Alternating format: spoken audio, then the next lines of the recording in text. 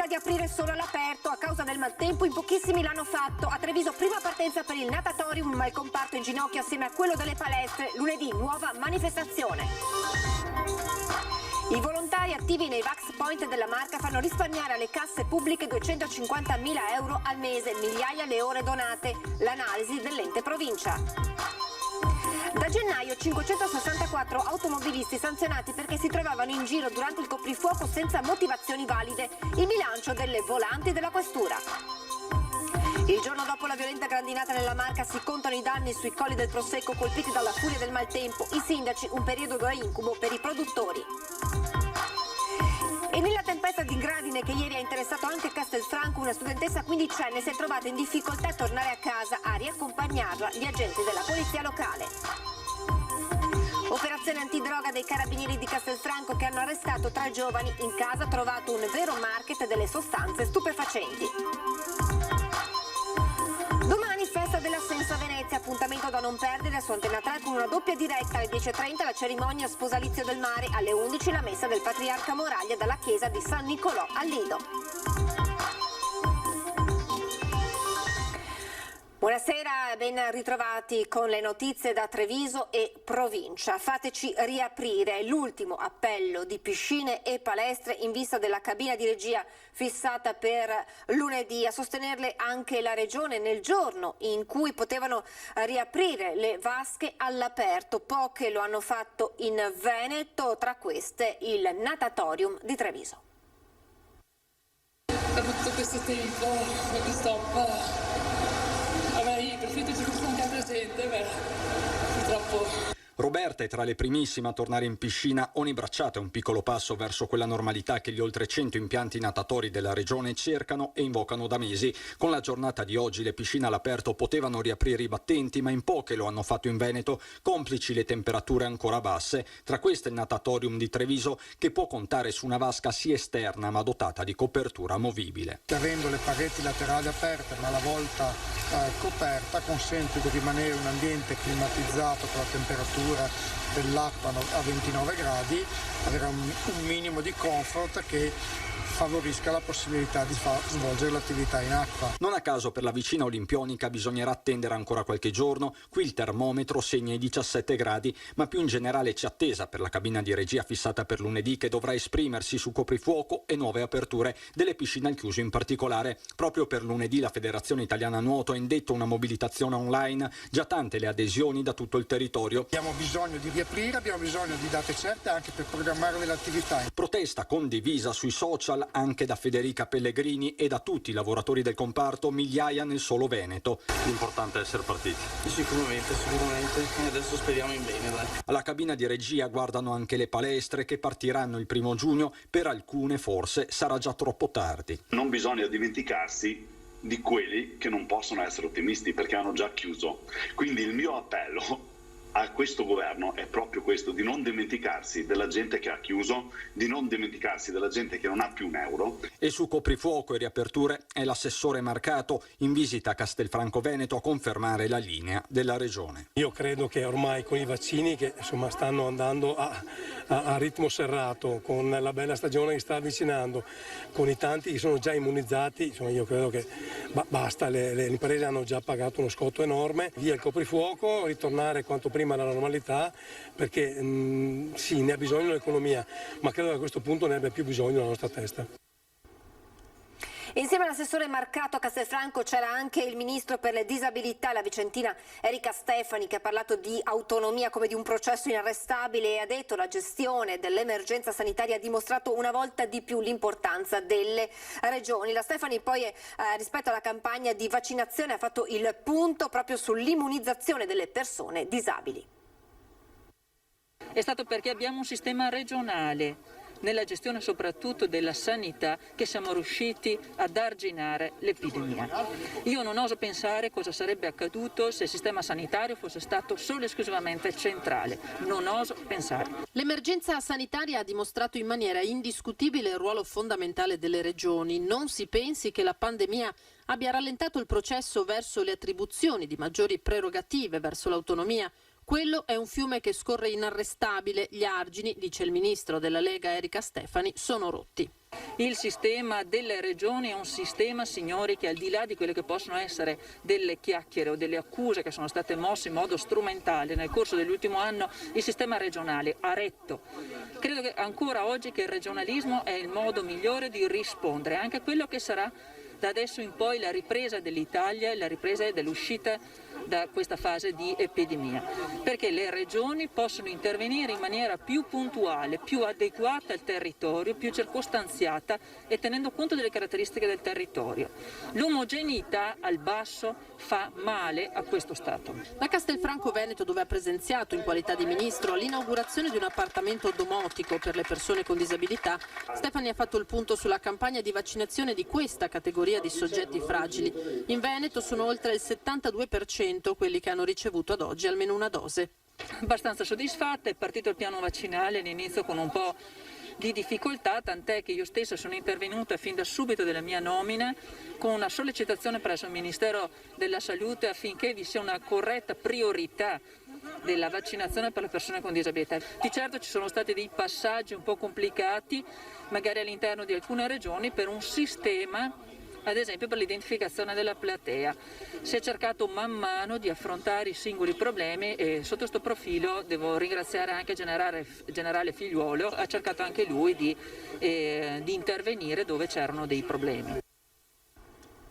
E a proposito di vaccinazioni, i volontari impiegati nei Vax Point della Marca fanno risparmiare alle casse pubbliche 250.000 euro al mese, un esercito silenzioso ma indispensabile, migliaia le ore donate, questi i conti della provincia.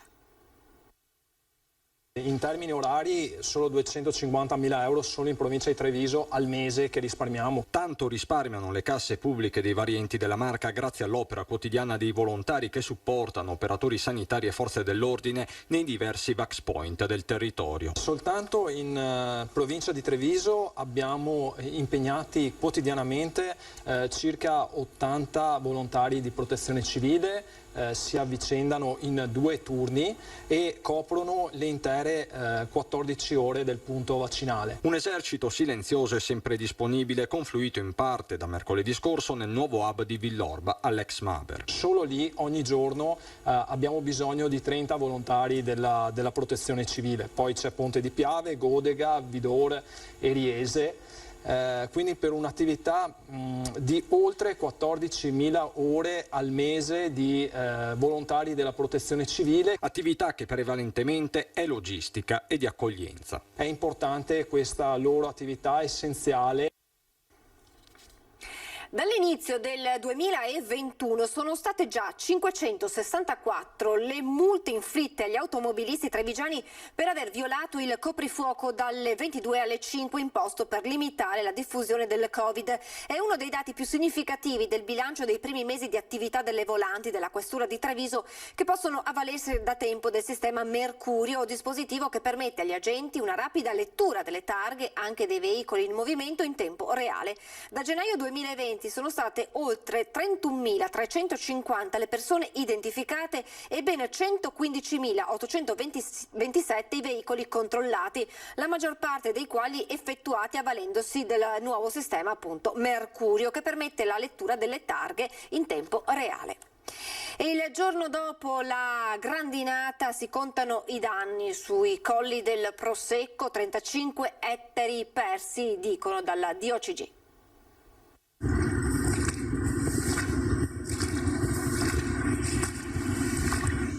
È cominciata una mesta conta dei danni tra i filari dei colli del Prosecco battuti dalla grandinata dei record. Pochi minuti di inferno che hanno colpito con una violenza inaudita soprattutto la zona tra Col San Martino e Col Bertaldo, tra i comuni di Fara di Solico e Vidor. È stata un fenomeno localizzato proprio in quella zona e ovviamente lì non è rimasto più niente, nel senso che ormai la stagione era partita e quindi anche i germogli erano circa di 15-20 centimetri, adesso non ci sono più, quindi è stato veramente uno spettacolo molto triste e molto drammatico. A essere interessata è stata una fascia di 35 ettari, quantifica Innocente Nardi, presidente del consorzio del Prosecco di OCG di Conegliano Valdobbiadene. Dopo l'apprensione iniziale dice: i danni sono stati limitati, come di OCG nel complesso ci siamo salvati, restano però i piccoli proprietari. E quelli che ne soffriranno di più e quelli che magari i piccoli,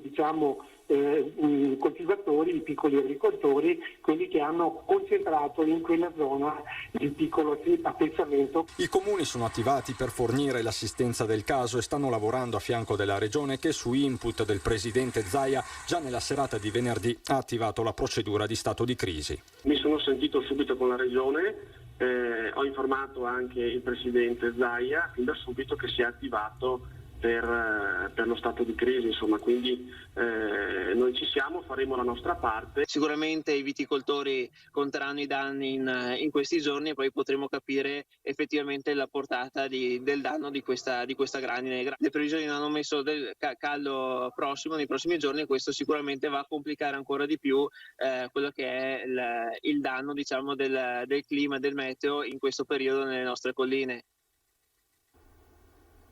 E la violenta grandinata di ieri pomeriggio ha interessato anche Castelfranco e nonostante le tante richieste di intervento, 2 agenti della polizia locale non hanno esitato ad interrompere il servizio per riaccompagnare a casa una studentessa presa alla sprovvista e spaventata dal nubifragio. Il bene del cittadino viene prima di tutto e quello era uno stato di emergenza a cui bisognava intervenire. Mario Sorrentino e il collega Leo Lione sono 2 agenti della polizia locale di Castelfranco. Ieri pomeriggio in via Re di Puglia, mentre sulla città si scatenava l'eccezionale grandinata con allagamenti e viabilità in tilt, hanno avuto la sensibilità di intuire il bisogno di aiuto di una ragazza, una giovanissima studentessa presa alla sprovvista dal fortunale, e non hanno esitato a interrompere gli interventi che stavano eseguendo per riaccompagnarla a casa. Eravamo in servizio per interventi vari e all'improvviso siamo stati colti da una bomba d'acqua e grandine e ci siamo accorti della presenza di una ragazza che avrà potuto avere 15-16 anni in difficoltà. La ragazza si è avvicinata, era impaurita, aveva necessità di tornare a casa. Allora, nonostante non ci fossimo capiti benissimo, l'abbiamo fatta salire subito sul mezzo per metterla a riparo.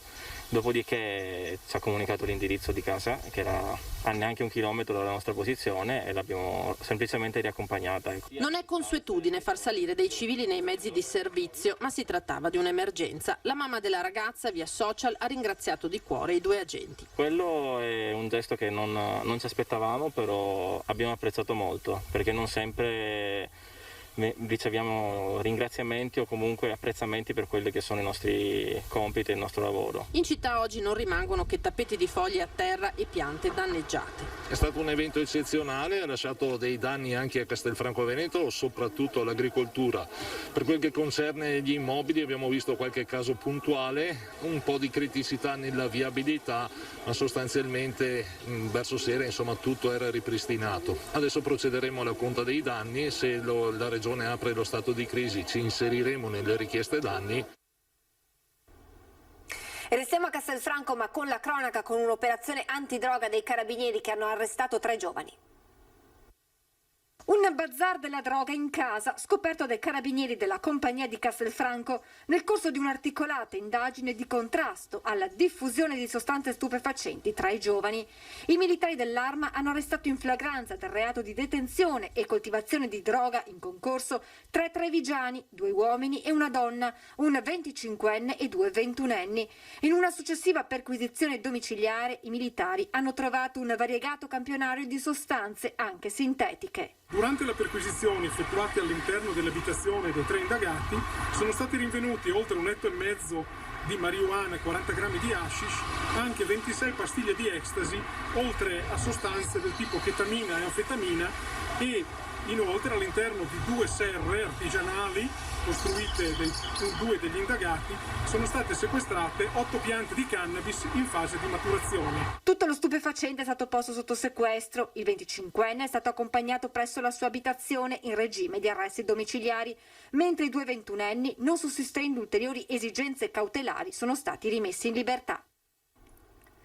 Lasciamo per un attimo la provincia, la Marca trevigiana e andiamo nella spiaggia dei trevigiani, Jesolo, perché oggi 15 maggio da DPCM sono ripartiti, hanno riaperto gli stabilimenti balneari, ombrelloni aperti, i primi bagnanti.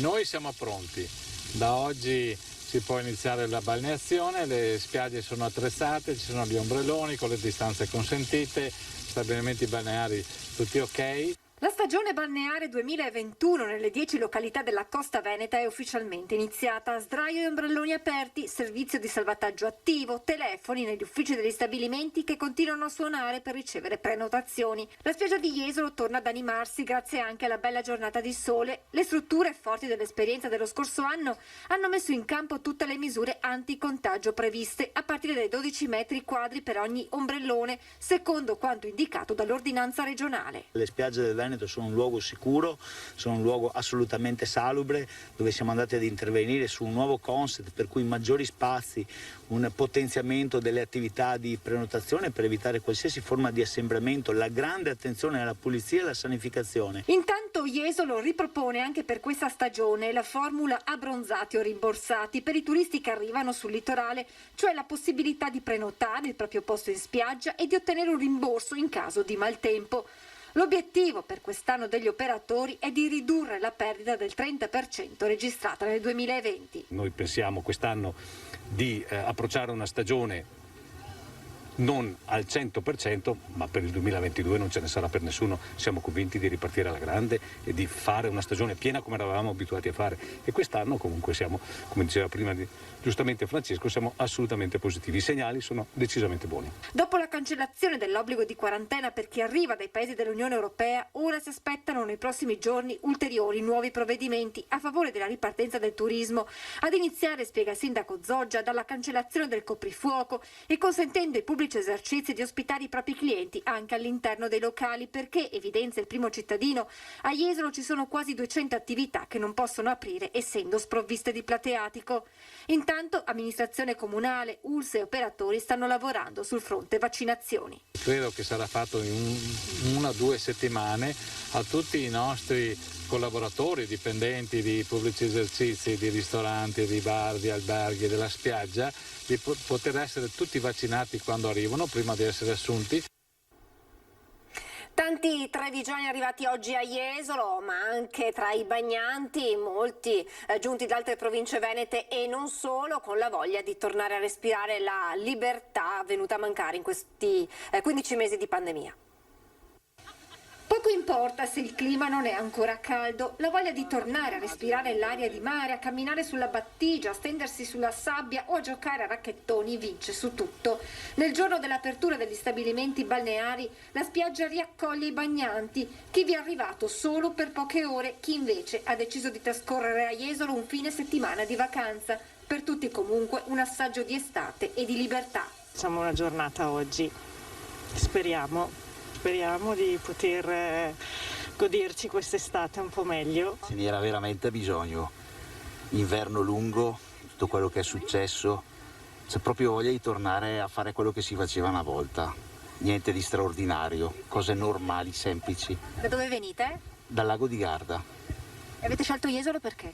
Ma perché ci piace, è vicino e la gente è veramente accogliente. C'era bisogno, sì, siamo dell'Alto Adige.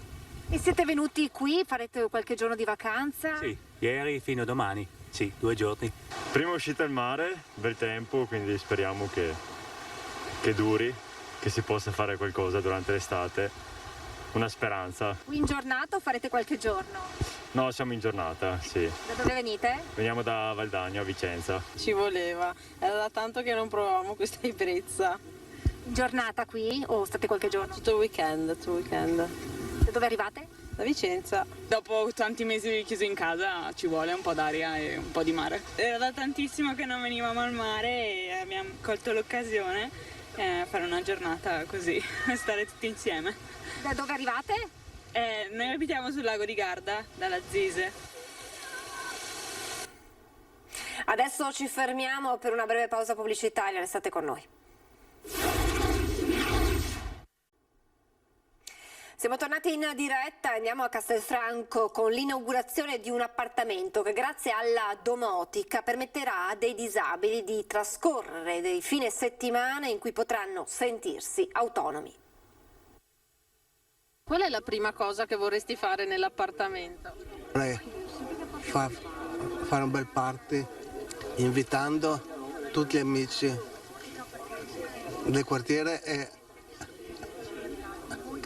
non solo. Filippo Denadai è uno degli ospiti della struttura per disabili Atlantis di Castelfranco, che da oggi potranno a turno lasciare il centro nei fine settimana per vivere in un appartamento di via Risorgimento in cui la domotica consentirà loro momenti di autonomia altrimenti impossibili da vivere. Dall'aprire in modo automatico con un comando vocale le finestre, l'accendere la TV, insomma fare un po' tutte le cose che per noi sono davvero scontate, ma per loro sono estremamente fondamentali. Un progetto a cui hanno partecipato 2 reti innovative di impresa regionali con circa 20 aziende e 3 università del Veneto e che si candida, come ha commentato il ministro per le disabilità Erika Stefani, presente al taglio del nastro insieme all'assessore regionale Roberto Marcato e al sindaco Stefano Marcon, a diventare un modello pilota in Veneto e in Italia. Fondamentale infine l'apporto delle cooperative sociali e della famiglia di Filippo, che ha messo a disposizione l'appartamento. È raggiungere un obiettivo per il futuro di nostro figlio e per il nostro futuro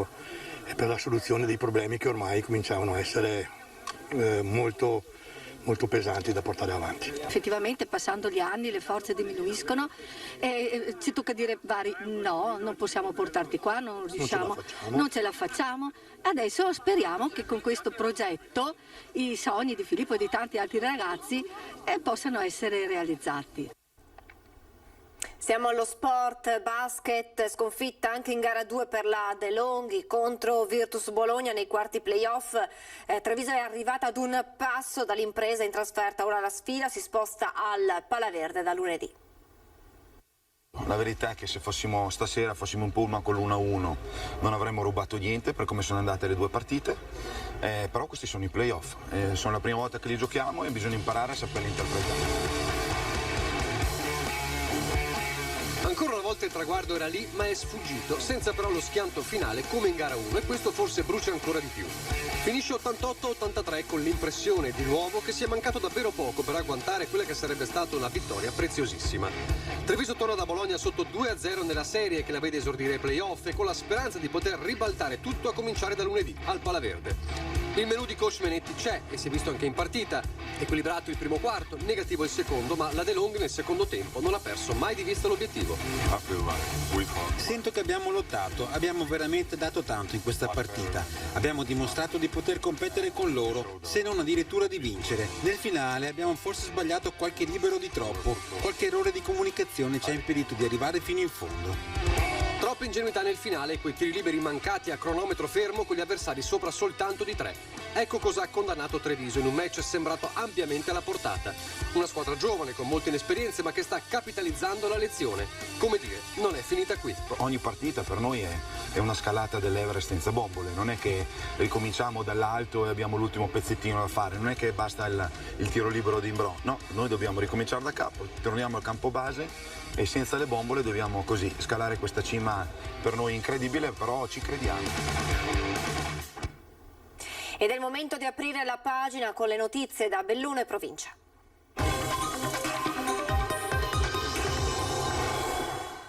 Stagione turistica naturalmente alle porte, compatibilità con le norme anti-Covid, in Cadore si spera, ma a Cortina le strade del centro sono vuote.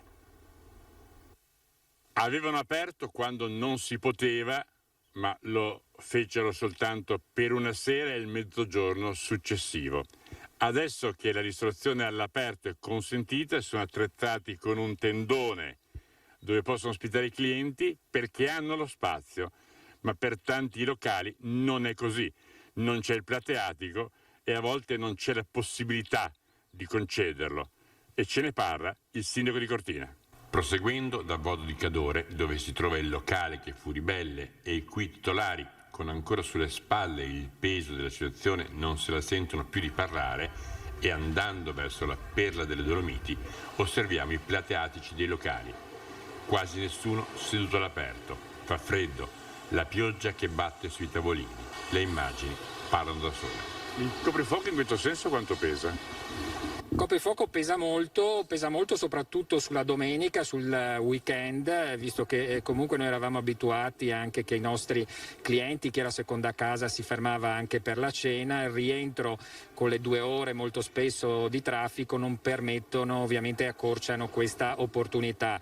Già lo spostamento mi pare previsto per le 23, sicuramente darà un po' di respiro, però insomma ci auguriamo che anche questo possa rientrare e concederci un'estate. Senza contare che le regole non sono uguali dappertutto. La ristorazione è sicuramente un problema, lo stiamo vivendo anche oggi, non è un problema solamente per la sera ma evidentemente anche per il giorno con queste temperature. Ci sono molti locali che non hanno il plateatico, nella vicina Valpusteria con il passaporto loro hanno un Corona Pass, possono pranzare e cenare anche all'interno dei locali, questo non è permesso a noi, ma ripeto siamo a metà maggio, ci auguriamo in prospettiva che anche questo rientri e quindi che i nostri operatori possano tornare a lavorare.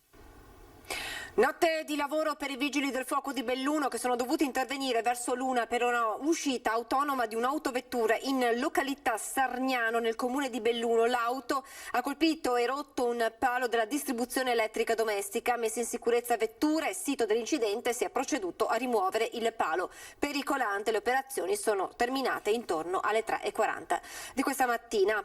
E la pandemia non ferma l'operatività di TIB Teatro a Belluno. Le produzioni non si sono fermate e soprattutto nessun lavoratore è stato lasciato a casa. Abbiamo deciso di non arrendersi, di continuare con la tenacia che c'è propria, continuare a investire su cosa?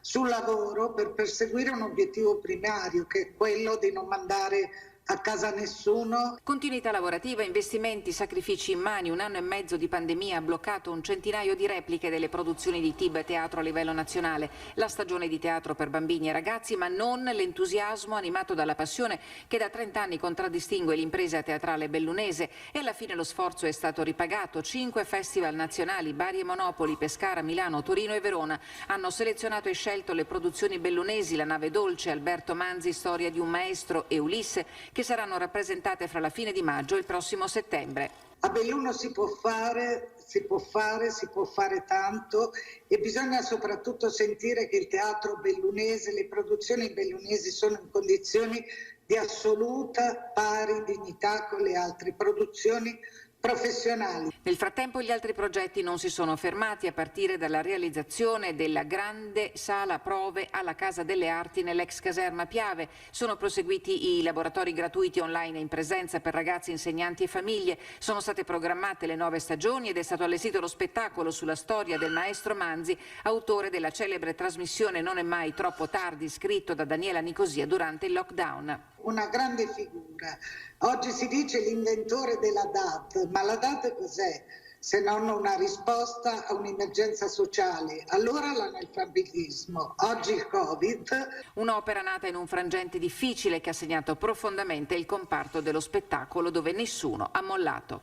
Quando si lavora con tenacia, quando si continua a investire, a credere in quello che si fa, poi io credo che i risultati arrivino. E adesso un appuntamento con la nostra programmazione, domani diretta da non perdere su Antenna 3 a partire dalle 10:30 vi racconteremo infatti la cerimonia dello Sposalizio del Mare, evento più suggestivo della festa dell'Assenza che si celebra appunto domani e che più di ogni altro appuntamento della tradizione veneziana fa rivivere la millenaria storia della Serenissima, il suo intimo rapporto con il mare e la pratica della voga alla veneta. La nostra diretta inizierà alle 10:20, poi seguiremo la cerimonia. Subito dopo alle 11 le nostre telecamere vi consentiranno di seguire la messa del patriarca Monsignor Francesco Moraglia dalla chiesa di San Nicolò al Lido.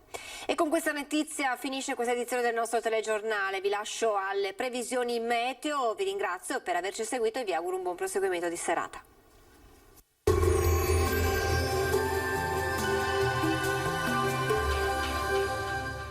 Cooperativa Agricola Volpago. Da noi trovi la carne fresca di prima qualità, genuina e salutare per il tuo benessere. Ci trovi a Volpago del Montello, Pieve del Grappa e Trebaseleghe. Bentrovati al meteo.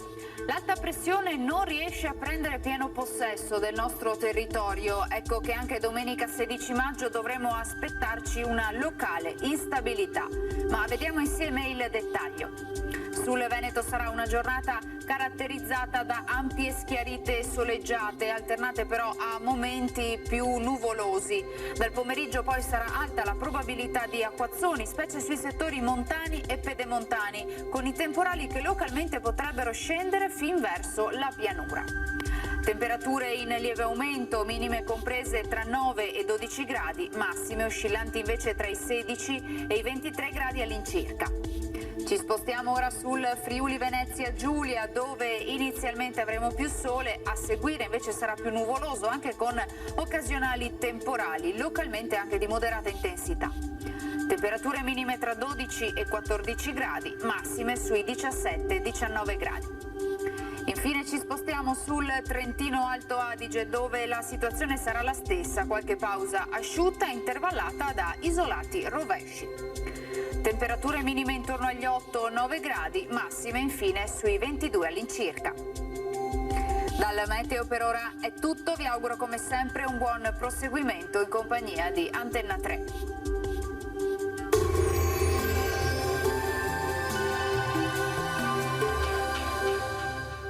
Cooperativa Agricola Volpago. Da noi trovi la carne fresca di prima qualità, genuina e salutare per il tuo benessere. Ci trovi a Volpago del Montello, Pieve del Grappa e Trebaseleghe.